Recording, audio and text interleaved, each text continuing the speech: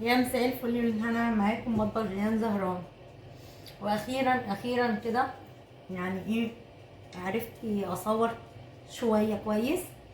النهارده بقى بيعمل بسيسه. تقريبا انا نزلتها في القناه قبل كده، بس عملتها بالبرتقال تقريبا يعني، وعملتها بمقادير مختلفه عن النهارده. بصراحه انا اكلتها من حد من قرايبي، بنت اخويا. ولما باكل حاجه من حد وبتعجبني انا بطلب الوصفه. فلقيت المقادير مختلفه عن مقاديري. المقادير بتاعتي بتبقى باينه فيها دي الذره قوي، لكن المقادير ديت مقادير مظبوطه كويسه.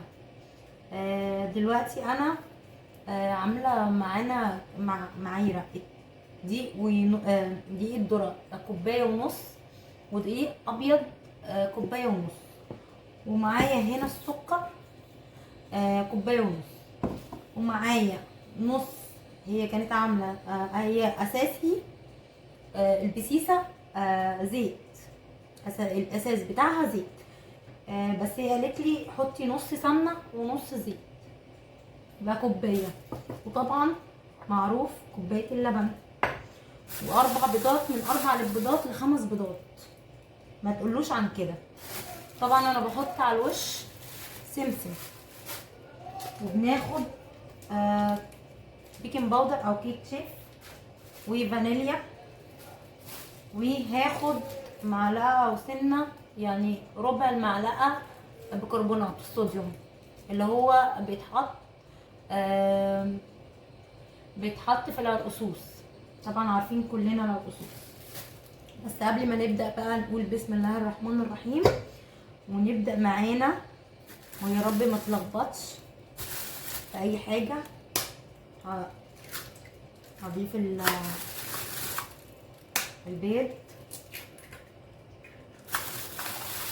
اهو. انا هاخد 4 بيضات مش 5، بس على فكره البيض ده صغير، انا هاخد 5. يعني لو البيضه ريشه مع ان الفراخ غاليه. لو البيضه صغيره 5، البيضه كبيره الايه 4. راح اجيب معلقه، هحط الفانيليا بتاعتي سايبه، بجيبها دايما من العطار، يا اما ببطرمان، وما كانش عنده بطرمان ادولي في كيس عشان الزفاره. وهحط السكر كوبايه ونص، وهضرب. طبعا انا مسخنه الفرن،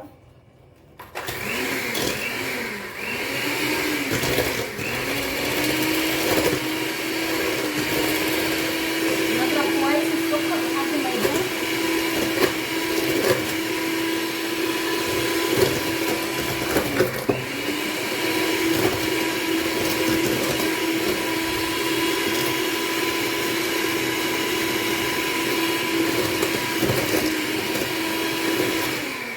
ضربنا السكر والبيض. هاخد بقى السوائل انزل بيهم،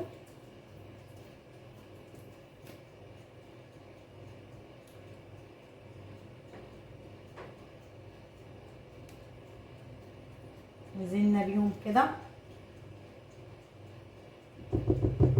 بص، انا مبحبش الرغي كتير في الفيديو، يعني انا اما بقول على التكايه، يعني ان انا هاخد زي ما بقول كده اهوت، هاخد الزيت واللبن والكلام ده. خلاص انا قلت الكلمتين فهسكت. خدنا اللبن فهسكت. هضربهم. ايه ده؟ في ايه؟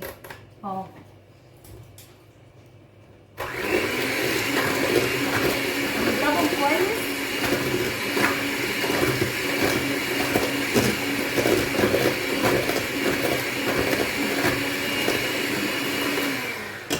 ارجع بقى احط الكيك شيف او البيكنج باودر على الدقيق بتاعنا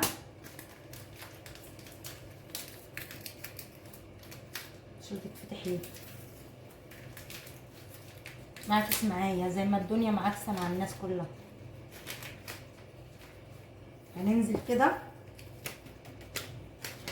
وهنزل بربع المعلقه خلاص بيكربونات صوديوم، وهقلبهم بقى مع بعض. نقلب يا رب بس الفيديو يكون واضح. نقلبهم كويس اهو، وهننزل بيهم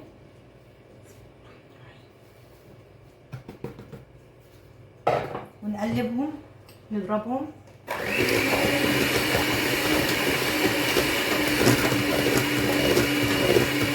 ناسيه حاجه ولا حاجه يا بنت؟ والله فعلا انا بنسى كتير قوي، يعني اكون بعمل الوصفه او الاكل وانسى احط حاجه، بيكون في ودني التليفون وادور عليه.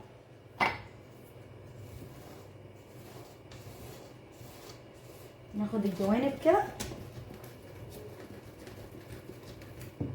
لهوي خليك كده.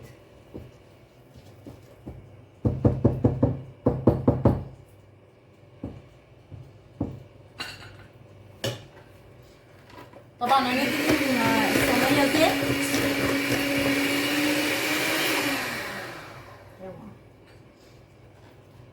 هدهن بقى الصينيه زيت خلاص بقى.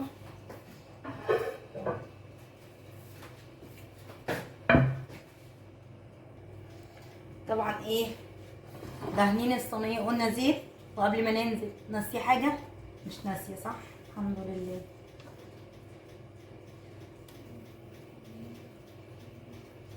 ننزل كده بقى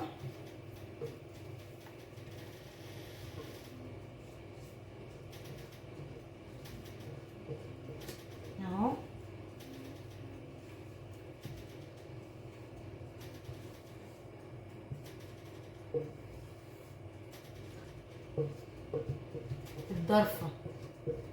الضرفه بتشكلني، عايزه تتخانق معايا، عماله تقفل سيكه سيكه على المزيكا.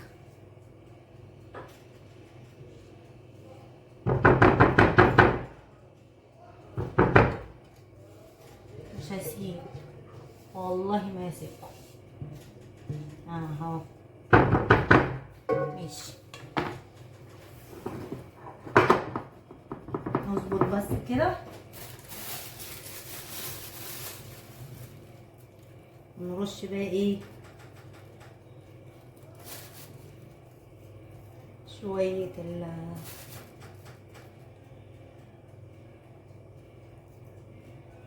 شكلها عايزة تتضرب.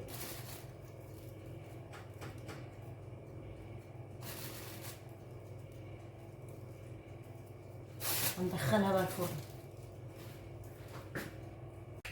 طبعا احنا خلصنا البسيسة بتاعتنا وسبتها تهدى شوية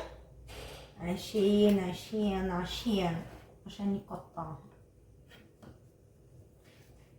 كان نفسي الفيديو ده اول مرة اعمل فيديو مختصر، يعني ما اقطعش منه كتير، ان انا اقعد افصل واشتغل اشتغلت البسيسة دي فيديو واحد مع ده بقى، مع ده تاني فيديو. كان نفسي اطلعها بث مباشر. تفتكروا هنجح في البث المباشر ده؟ هتبقوا معايا في البث المباشر؟ طب لايك بقى المطبخ جان زهراوي. بسم الله الرحمن الرحيم.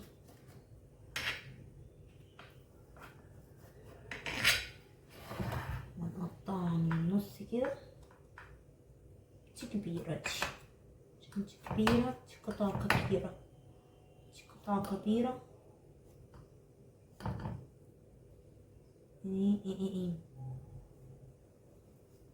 كده. بسم الله الرحمن الرحيم. ناخد بالشوكة. طلع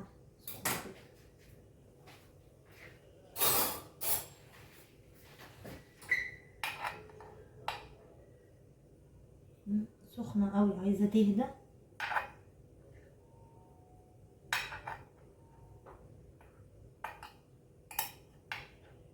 هنطلع واحدة كده.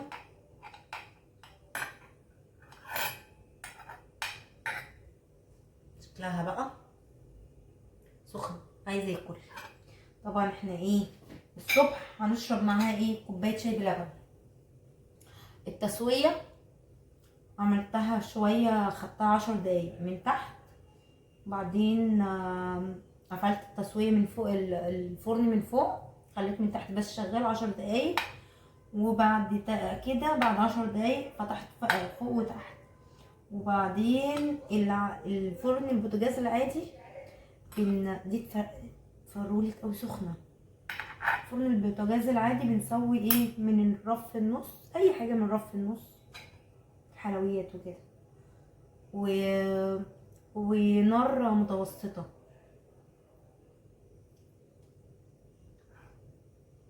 ده بقى هنضرب دلوقتي مع بعض كده كوباية البيبسي دي. اسمه ايه ده؟ هو ده.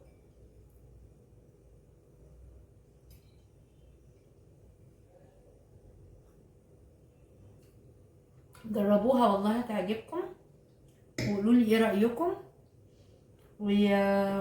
ولايك للفيديو لمطبخ جيهان زهران. باي باي.